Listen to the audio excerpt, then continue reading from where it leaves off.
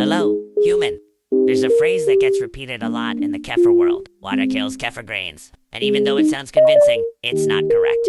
Water by itself does not kill kefir grains. What actually harms them is something much more specific: chlorine and other disinfectants present in tap water. Kefir grains are made of bacteria and yeasts, living in an organized structure. These communities do not die instantly just by touching water. From a biological standpoint, many bacteria and yeasts can survive short periods in water without food. What they don't tolerate well are substances designed to kill them. Chlorine exists in drinking water precisely to eliminate microorganisms. Its purpose is disinfection. When you rinse kefir grains with chlorinated water, you're not cleaning them. You're exposing them to a chemical that directly attacks the bacteria and yeasts that keep them alive. This is where many people get confused. They wash their grains with water. The colony weakens days later, and they conclude that water was the problem. In reality, it was chlorine, not water itself. Sudden environmental changes also matter. Going abruptly from milk to water is already a stress.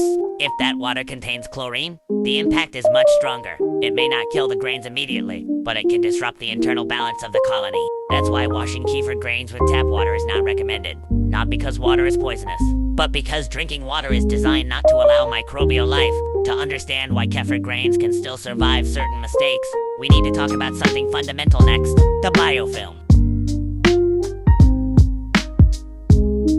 Kefir grains aren't just a pile of loose microorganisms. They're protected by something called a biofilm. A biofilm is a biological matrix that bacteria produce to protect themselves. It's a kind of natural shield. That gelatinous structure you can touch isn't just shape. It's a complex network of polysaccharides, proteins, and other compounds where bacteria and yeasts live. Inside that biofilm, microorganisms are far more protected than if they were freely floating in the liquid. The biofilm acts as a barrier. It reduces the impact of sudden changes in pH, temperature, and exposure to external substances. That's why kefir grains don't die from the first mistake. That's why they survive long fermentations, pauses, and occasional handling. But the biofilm is not invincible. Chlorine can penetrate that structure, especially with repeated or prolonged exposure. It doesn't always destroy everything immediately, but it can damage inner layers of the biofilm and slowly destabilize the colony over time. Here's the key point: a brief, accidental exposure to chlorinated water doesn't always kill kefir grains, but washing them repeatedly,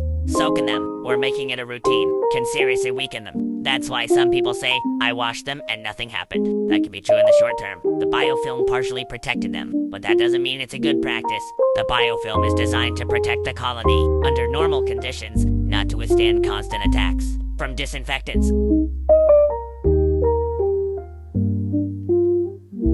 Understanding the role of the biofilm completely changes how you care for your kefir grains. You'll stop seeing them as something fragile that breaks with anything, but you also stop putting them through unnecessary tests. Water is not the enemy. Chlorine is. That's why, if you ever need to use water, it must be chlorine-free, filtered, boiled and cooled, or left to sit long enough for the chlorine to dissipate. Even then, it's not something that should be done regularly. Kefir grains do not need to be washed. They don't accumulate dirt like an object. Their biofilm is an essential part of how they function. Removing or damaging that biofilm weakens the colony. Most problems blamed on water are actually problems of chemical exposure. And most colonies weakened by washing don't die immediately, they die slowly, which makes the real cause harder to identify. When you understand this, caring for kefir becomes logical. Fewer rituals, less fear, more understanding of how a real microbial community works. The biofilm is not something that gets in the way. It's what keeps the colony alive and stable. Respecting it means respecting the process.